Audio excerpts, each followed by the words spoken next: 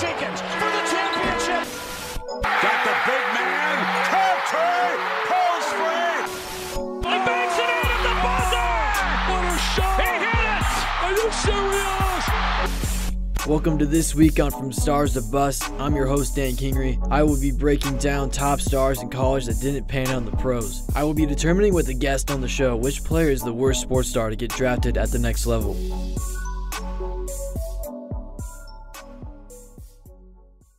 Welcome to this week's episode From Stars to Bust. I'm your host, Dan Kingery, with guest appearance from Jack Zipay. How you feeling today? I'm good, Dan. How you feeling, brother? Dude, I'm just living the dream every day, you know? I love it, dude. So, what are we going to talk about today? So first up, we're going to have a top 10 list. And first up, number 10 is Markelle Fultz. And everyone knows Markelle Fultz. He just recently got traded, and he's been dealing with the injury over the last few years. And he's just never really gotten back in the rhythm with his shot. It's been really kind of, jankety. And he's never really gotten back into the rhythm like I've been saying. And, he's just kind of fallen off the map. Yeah, with Markelle coming out of Washington, he was thinking to be the next star player since Isaiah Thomas from Washington. And what really happened is when Philly drafted him, they didn't really know what they were getting into with some of his internal injuries. So basically what happened is he got diagnosed with thoracic outlet syndrome, TOS, which basically he had to change his whole entire jump shot. Even you see it in videos of him doing free throws, like it just isn't the same. Yeah, I remember watching him in college at Washington. He was an exciting player, but he was not a true point guard. If you watched him play on TV, he was one of those shooting guard players that played the one. And, I don't know why the Sixers wanted to play him at the point guard position. It was never really going to work out. He was more of a shooting guard player because he shot more threes than he shot anything else. Yeah, and I think because, he just got traded to Orlando. Orlando's got a nice key young group. I think if he can really pull kind of like what a Joel Embiid did out of Philly, where he just kind of rode the injury train for a while, but then stepped up when the spotlight was on him when he was fully recovered. I mean, I'm not calling him completely out. I think that's why we've got him at 10. But I think if Markelle can really gain that confidence back, because, he's kind of like the laughingstock of the draft picks in the last couple years. And I really think he just needs to gain that confidence back. And I think in Orlando, hopefully he can make a name for himself and really bring that market back. Yeah, for sure. Hope he does. Number 9, we got Tyler Hansbrough. Oh, man. My boy Tyler Hansbrough out of North Carolina. Now, they won the title in 2009 with Hansbrough. And honestly, his averages were insane. Yeah, 20.2 points per game and 8.6 rebounds, along with the 53.6 field goal percentage. Now, that's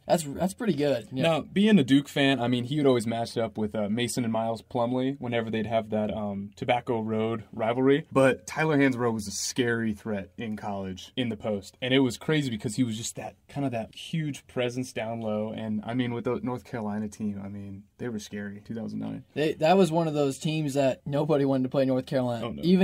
Even at North Carolina, that Tar Heel arena was loud and those fans are so passionate. And Tyler Hansbrough kind of reminds me of Luke May with the North Carolina team today, but Luke May is not as exciting as Tyler Hansbrough was in college, and Tyler was that electrifying player that could change North Carolina from being a decent team to a great team. And he's still on the bench right now. He's with the Hornets right now, but being a first round pick, you kind of have that weight on your shoulder of that you have to excel. And I know a lot of these guys on the list, I think sometimes the pressure really got to them and they never were able to play the same kind of style they did. Whether it was in college, maybe they didn't have as great a coaching. This NBA is more of a business. NCAA is more of kind of like you can make a name for yourself and you've got so many other distractions. But even when you make it to the NBA, I mean, you've got stardom, you've got to deal with sponsorships, and you've got to deal with the association where you could get traded at any minute. And we see that every year with players. Yeah, I think Tyler he got really distracted, like you said. And, that what happens in the NBA. There's a lot of really good players in the NBA. You could be really good in college and you could just lose your talent. Or anyone could just lose track of you because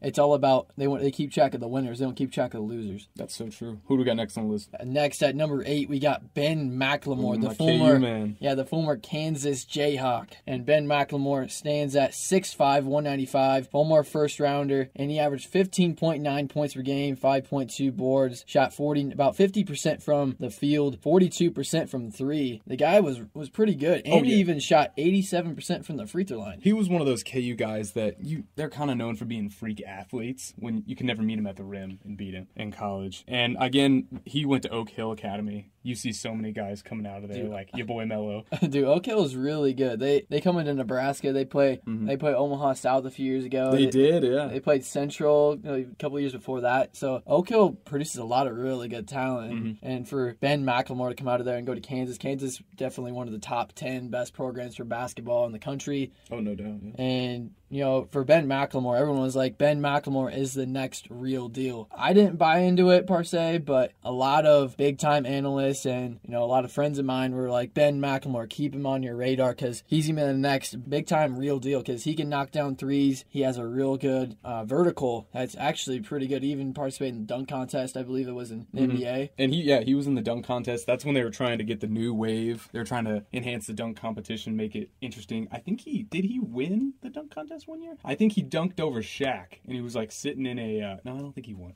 He dunked over Shaq, and he was sitting in like a throne chair, and it was like the most generic dunk ever. But I mean, even in college, he was a John R. Wooden Award finalist, averaging 15.9 as a freshman. Like that's pretty unheard of for a redshirt freshman. But even as he went 7th, like he was just that guy in Sacramento. Like as they got more guys in each year, and they got Boogie, and they like had that squad for a while, and they even had Isaiah Thomas on that Sacramento squad as well. They just never went anywhere in their conference, and it just kind of saddens me. But now you've got Sacramento on the rise now, and they've got Marvin Bagley. They've got a good surrounding cast of young guys. De'Aaron Fox is swipe of the fox on Twitter, man. He's crazy. I just think what happened to Ben McLemore is that he just got caught up in the hype. Again, another hype guy. A lot of people were saying, Ben McLemore is going to be this, Ben McLemore is going to be that. But Ben probably took it. I'm fine. People were saying this is about me, and I think he just took it too personal. I think that's one of the biggest things that happened to him. And even when you go from being a star at KU down in Lawrence, I mean, I've been down there multiple times for games. It's just a different atmosphere. And then you get to the NBA, and you're not the star anymore. You're not the man on campus per se, but you're just an average Joe on the team, and you've really got to fight for your spot in the NBA because this is the best of the best. If you can't play it, you got to go overseas. And we've got some guys that are going overseas. And next you've got Greg Oden.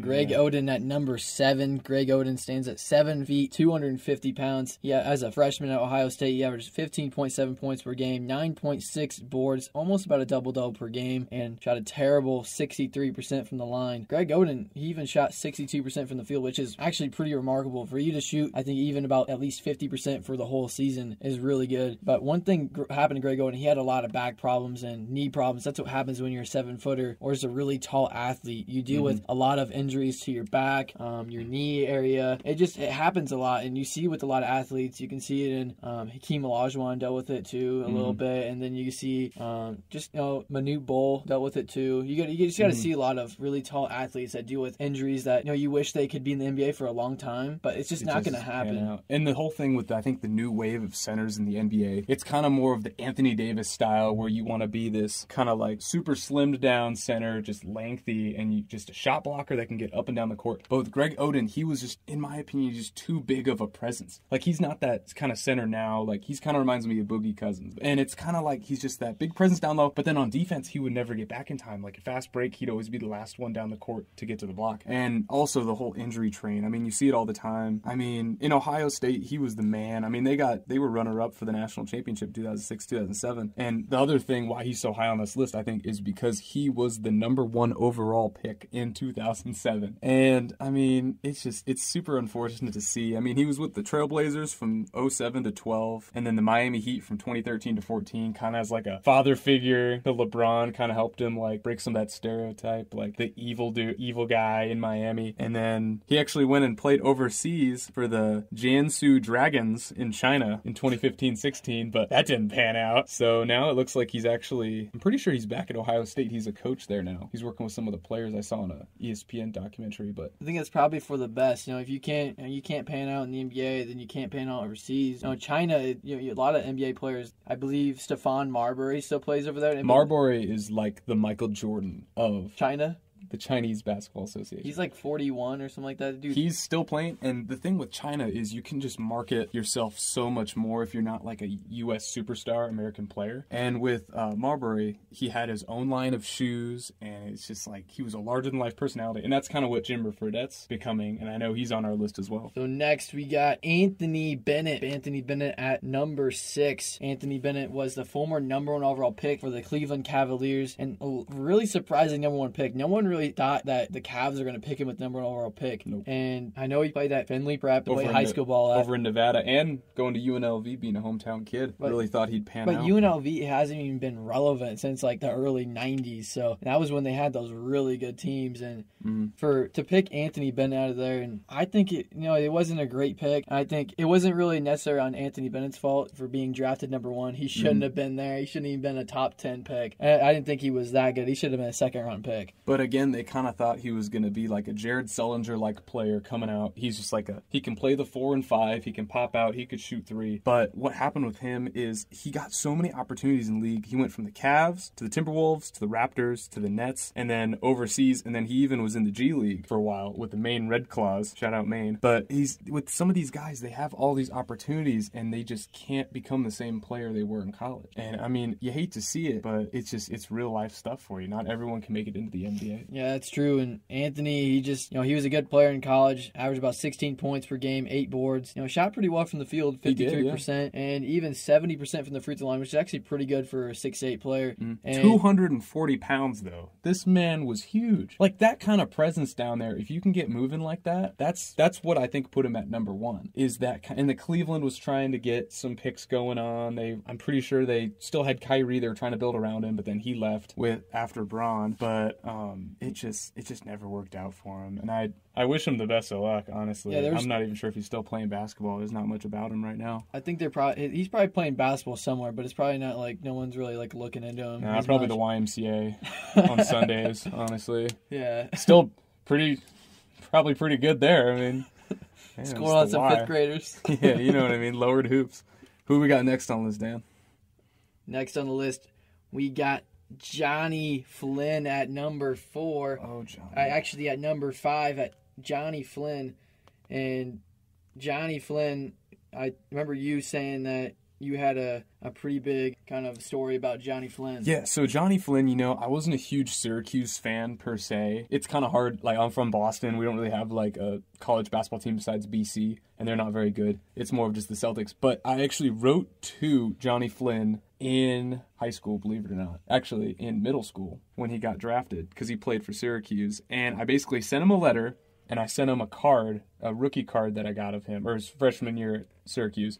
And I was like, hey, man, because I love the style of play he had, and I saw some documentaries on him, and he just seemed like a really nice family guy. And I was like, I'd followed him, watched some Syracuse games, and when I went to New York, I didn't get to watch the game. I didn't go to the Garden and watch the game, but he did have some Big East memories with Syracuse. And I sent him a letter, and he actually wrote back, and I actually have a Johnny Flynn signed card, and he wrote me a little, 2-paragraph letter just saying, hey, thanks for the encouragement, hopefully this all pans out. But sadly to say, he never really got a stretch he was drafted by the Timberwolves, and they never really got to utilize him as much as I thought they would. Yeah, maybe he just got drafted in the wrong organization. And that happens a lot. Yeah, honestly. It does, yeah. A lot of players every year get drafted in the wrong system, wrong organization. It just really doesn't pan out for the player, but they wish they could have been drafted to another team because their career would have been long-lasting and I think better overall.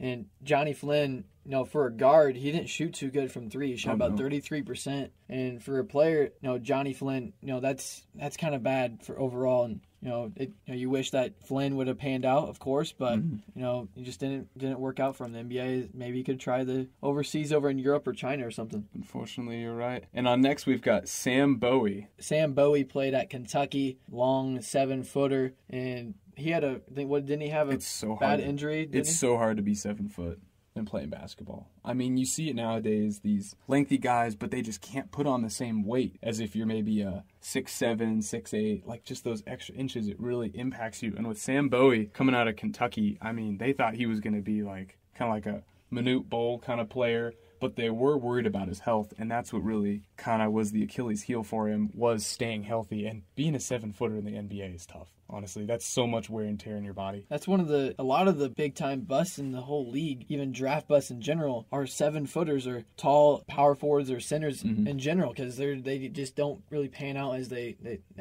wish they could, because they have to end up drafting power forwards and centers every year because they end up having injuries and not being worth the pick in the long run. And you see it with Taco Fall, who plays for UCF. I'm pretty sure he's 7'2", 7'3". And 7'6". 7'6". Oh, that's not even close. That was a ballpark number there. And he wants to be like a rocket scientist too. But even looking at him, I mean, you can get these bigger guys that are like 6'8", 6'9". You just box them out real quick. Just put your legs down, hit them with the butt. That's all you got to do. No, that's what they used to tell us at Westside High School. Our coach, shout out Coach Nemechek, he'd always tell, just aim with your butt. Just box them out. Out there in the West. Yeah, it's kind of like getting the center. You have this kind of bigger dude. It's kind of like a hippo boxing out a giraffe. I mean, you're going to get them every single time. But that's the reality of it. And then you can't get the same boards. And if, of course, then you're going to reach over, and it's going to be a reach over. And that's going to be other side of the court. It's going to be a penalty. Yeah, for sure. And I think one thing at Bowie, he gets kind of mocked at a lot because he was picked one pick before Jordan.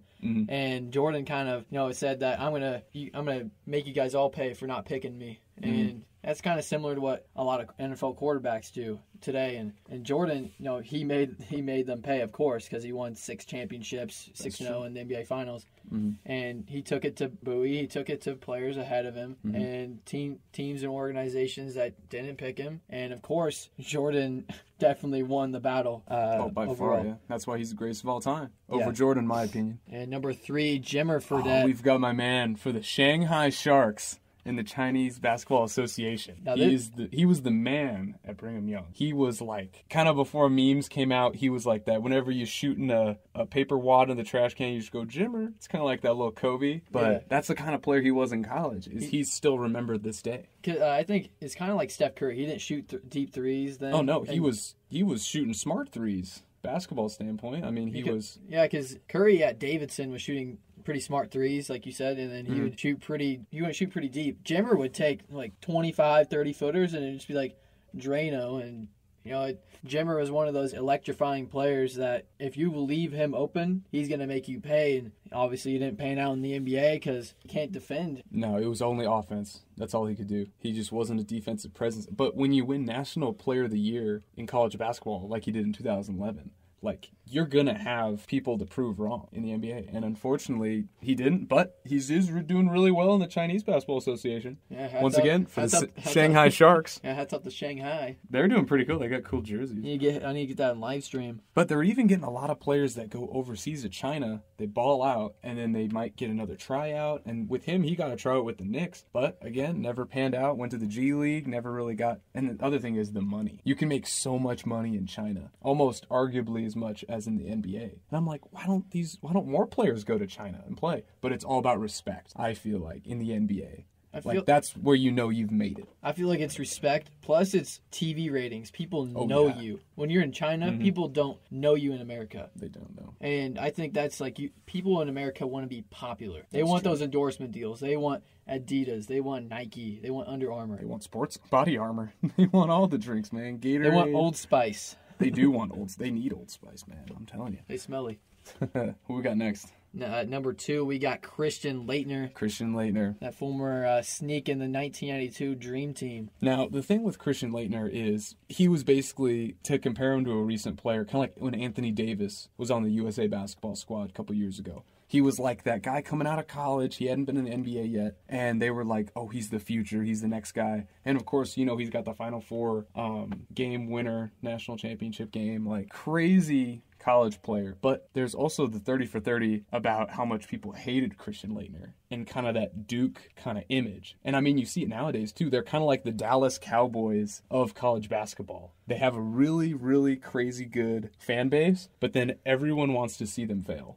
And if they lose, that's where they're making headlines. If they win, they're going to be like, oh, yeah, But they've got such a target on their head at Duke, and that's what really, I think, set him apart from all these other guys on this list. I can agree with you there because I'm a Kentucky basketball fan, and I don't like Duke at all. Oh, and so that's one of those things that when you're Christian Laettner and you're hated so much, I hear he's actually a pretty nice guy. One of my friends lives down in Jacksonville, and he goes to the same gym as Christian Laettner. Mm-hmm. And he said, he's a really nice guy. We joke about stuff about basketball all the time, and he says nothing but kind things. And Christian Laettner sounds like he's a really good guy, but he just didn't really have what it takes to play in the NBA. He didn't have that potential that everyone destined him to have. And Christian Laettner, of course, was that electrifying play for Duke that hit that clutch game-winning shot as one of the big-time best game shots. It's one of the greatest half-court heave. Hits it right at the free throw line and just stutter step, puts it right in. I wasn't even alive, but I'm still like,